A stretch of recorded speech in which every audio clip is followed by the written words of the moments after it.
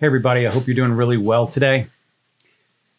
As most of you know, when we're about to get a storm, I get a big craving for pickles. And I don't really like pickles otherwise. And that sure hit me hard about 2 weeks ago. And I think Ida may have been the reason why. Ida looks like she's going to be a pretty big storm. And this would be, our first big one that we've had this year along the Gulf Coast. And I just thought it would be cool if we had a quick chat about some things to expect. Right now we don't know exactly where it's going to go. My bet as of now is that it goes about 40 miles west of New Orleans. So it keeps New Orleans on the dirty side of the storm. But suffice it to say, this is a big storm. When we think about Michael and its compactness that it had, this doesn't compare. This is many, many, many miles wide. It's probably as wide as Louisiana so far as what's going to be felt with high winds. I also think that there's a good chance that this thing's going to bump up and be a 4. It also may slow down right as it gets on land, and it may drop more water than we expect. And I don't think it's going to be like Charlie was, but remember, nobody called Charlie in Houston before Charlie happened. Everybody just scratched their head as it filled up with 50 inches of rain. So my point is, we don't know what may or may not happen. And so I know everybody's watching with bated breath. Now, of course, all of us, we get ready for this. But you and I both know that while we do this work and we understand the storms and we make a living on things like this, among other kinds of perils, it's because we're part of the solution with the claims truck. And we don't want anybody hurt. We don't want anybody to have the heartache they go through in these processes. And all of you in the industry make an impact on this in a real way, a way that matters. Anytime I think about just the thousands of people I know in our industry that I talk to every year, thousands and thousands, I can't tell you more than a couple of those people on all sides of the industry who don't do an absolutely yeoman's effort to be the change they want in the world, to actually be there at that time, to be the only hand that's often helping the insured. And I think we should be proud, and I think we all need to lean in on each other because this work that we do is very hard. In fact, let me remind you, for about the first 60 days after a storm, we get the fog of the cat. The fog of the cat means nothing will go right, period. Everything that should work won't work, and just basics you can get to go along with you will work better. It's going to be frustrating. It's hard. Now, the further complication we have in Louisiana specifically is they are absolutely eaten up with COVID. So, and I'm not doing this stupid political thing with you. That's not what I'm doing. But when you go into Louisiana, just recognize that you're going to continue to have a limitation on you if you're not vaccinated. It's going to get worse because as all these folks come in from the outside, it's going to increase the rigor under which their government actually is going to try to slow that growth of COVID in their community. And so it's going to hit all of us that are there. And I think you just need to go into it eyes wide open because there's a lot of places you and your crew won't end up being able to go when it's all said and done, whether it's the preference of an insured or it's the preference of a client or the preference of a regulatory authority. It really is an issue. It's worth thinking about.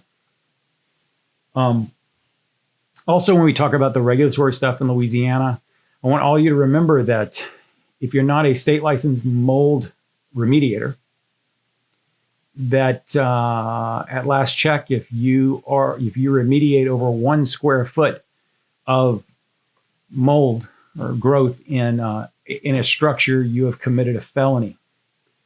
Um, in Florida, we do this thing where a lot of out of state uh, mitigation companies come in with no license, and they come in and they put up equipment and they dry, and then they tell Miss Smith, you're all dry, and they drive away and collect their money from the insurance and move on with life, knowing that, kind of the first thing we do in remediation is removal, and they can't remove anything because they're not licensed. But in Louisiana, they'll come for you for that because you are still treating that same problem, and you're treating more than 1 square foot. And so just be very, very careful that you don't play a game that's a lot more for keeps than you might realize. When you go to Louisiana, make sure you know a few things about the culture. If somebody says "les bon temps rouler," that means let the good times roll. If they say "axe," they're asking you a question, and you should learn how to spell Chapatoulas. If it starts with a T, and everybody knows you're not from around there if you don't know that.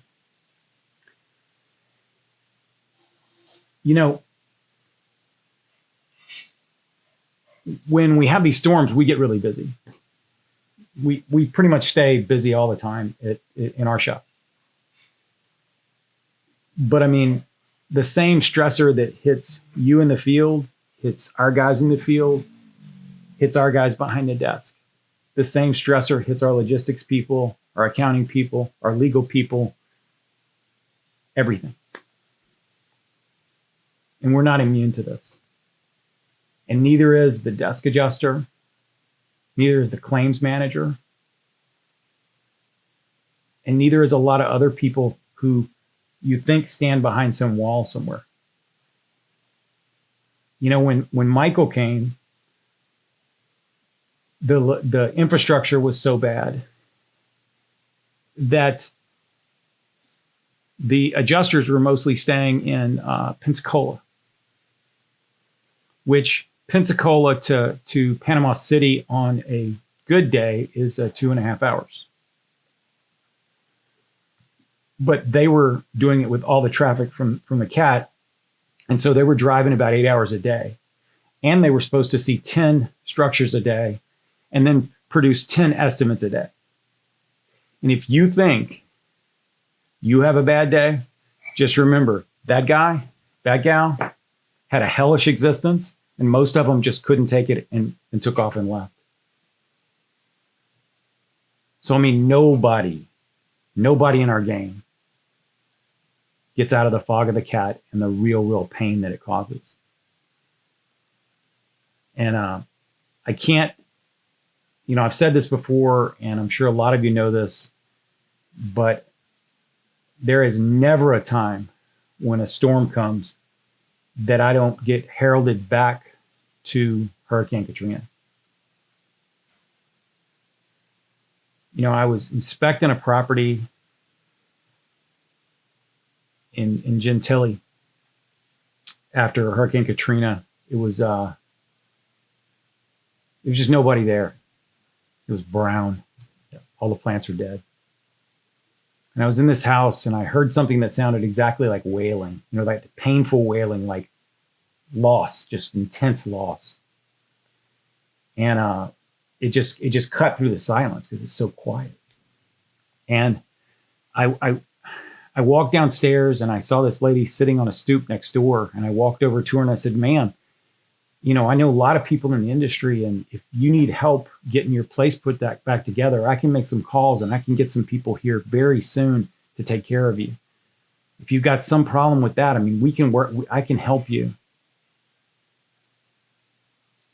And she said to me, she says,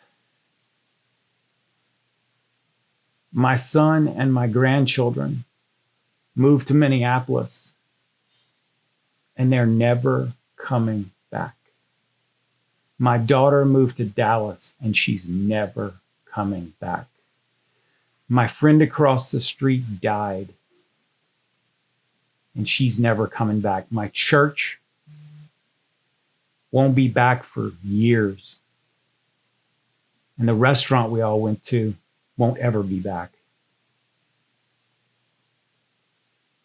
Baby, you don't understand. You can't fix this. You can't fix this. And that is what I think about over and over and over and over and over again. Because at the end of the day, you and I, all of us in the clan tribe, we are often the only good thing that happens in this process. Godspeed, everybody. I think this is going to be interesting, and I think we're going to see some stuff in South Florida in about 2 weeks. 'Tis the season. Peace.